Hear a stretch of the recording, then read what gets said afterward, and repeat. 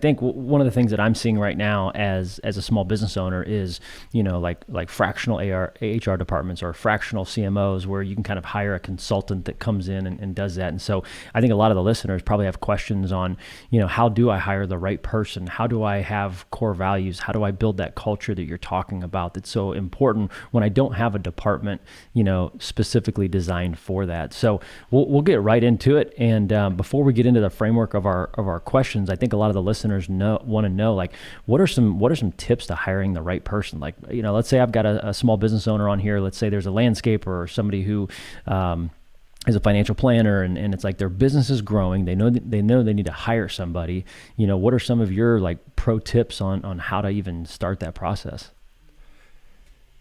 First, you need to know what you need, right? So if you're a landscaper, like you're using as your example, it's like, okay, I have a need, and then it's how you advertise for that. And then when you get somebody that's interested in that role, once you understand the definition of what you're looking for, is hiring the right people for your fit and your culture, right?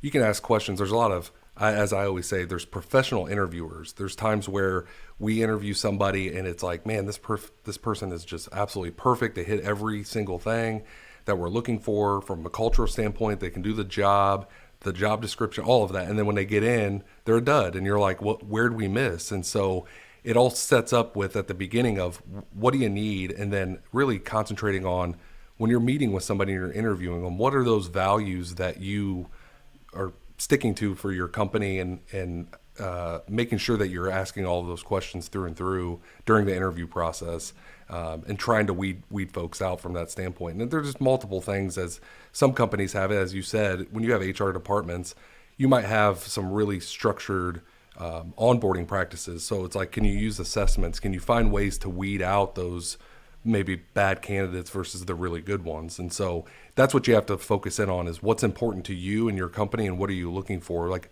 sticking to the values, that helps a lot more than just, do they meet the job description?